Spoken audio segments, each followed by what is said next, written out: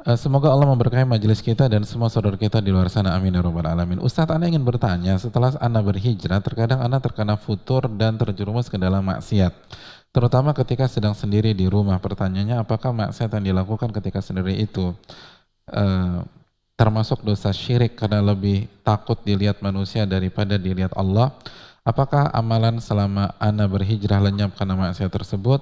Mohon berikan nasihat untuk Ana agar bisa menghindari kebiasaan buruk ini. Ustaz, Ana takut termasuk golongan orang munafik yang terlihat soleh di mata orang, tetapi sering terjumus maksiat ketika sendiri. Barakallahu fikum. Ya, terima kasih jazakallahu khair atas pertanyaannya. Kita tahu bersama sebuah hadis eh, bahwa ada orang yang punya pahala seperti gunung Tuhama, lalu dihancurkan oleh Allah Subhanahu wa taala seluruh amal ibadahnya. Kenapa?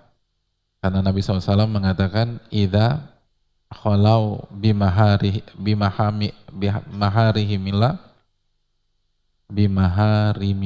intahakuha. Mereka ketika sedang sendirian dengan maksiat kepada Allah, dia kerjain tuh maksiat.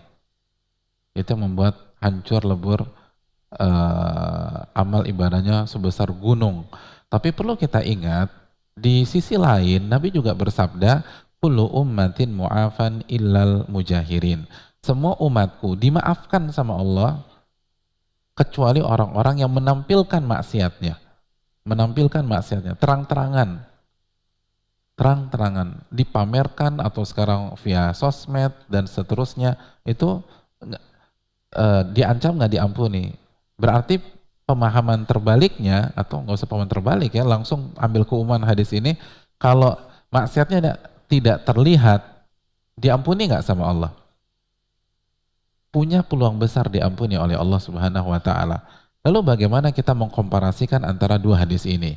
Banyak para ulama mengatakan bahwa hadis yang pertama itu untuk orang-orang munafik. Untuk orang-orang munafik. Untuk orang-orang munafik. Atau untuk orang-orang yang ketika melakukan maksiat sendirian itu benar-benar ngeremehin Allah Subhanahu wa taala. Adapun orang yang benar karena kehilafannya, terus begitu dia maksiat, dia masih punya rasa bersalah, terus nyesel, maka insya Allah tidak termasuk. Insya Allah tidak termasuk. Tapi ingat, jangan dijadikan kebiasaan. Karena kalau dijadikan kebiasaan, hobi, apalagi udah ada schedule-nya setiap seminggu 4 kali, maka bisa jadi kita terjatuh ke dalam golongan orang-orang munafik. Bermuka dua gitu loh. Bermuka dua. Ini yang perlu kita camkan. Dan perlu kita ingat bahwa kebiasaan seperti ini adalah salah satu penyebab su'ul khatimah, kata Al-Hafidh Ibnu Rajab. Dalilnya apa? Di antara dalilnya sabda Nabi SAW, Nabi SAW menyatakan apa? Wa inna ahadakum la ya'mal bi amali ahlil jannah hatta ma yakunu bainahu bainaha illa dhira' fa ya'mal bi amali ahlin nar fa yadkhulaha. Sesungguhnya di antara kalian ada yang semasa hidupnya mengerjakan amalan-amalan ahli surga sampai jarak antara dia dengan surga tinggal 1 hasta. Maksudnya apa? Maksudnya sampai mendekati hari wafatnya. Fayasbiqu alaihil kitab, lalu kitab catatan takdirnya berkata lain, dia tergelincir di akhir hayatnya dan dimasukkan ke dalam api neraka.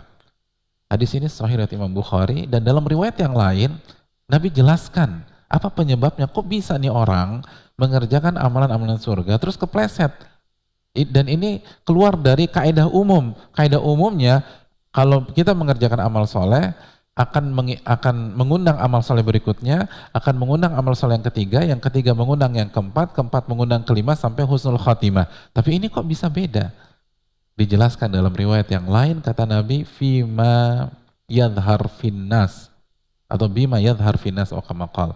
Dia mengerjakan amal-amal soleh hanya di hadapan manusia. Di hadapan manusia. Kalau manusia nggak ada, dia maksiat kepada Allah. Itu penyebab su'ul khatimah. ending yang buruk ketika kita meninggal dunia. Oleh karena itu ini yang perlu kita camkan bersama-sama. Wallahu ta'ala alam bisawab.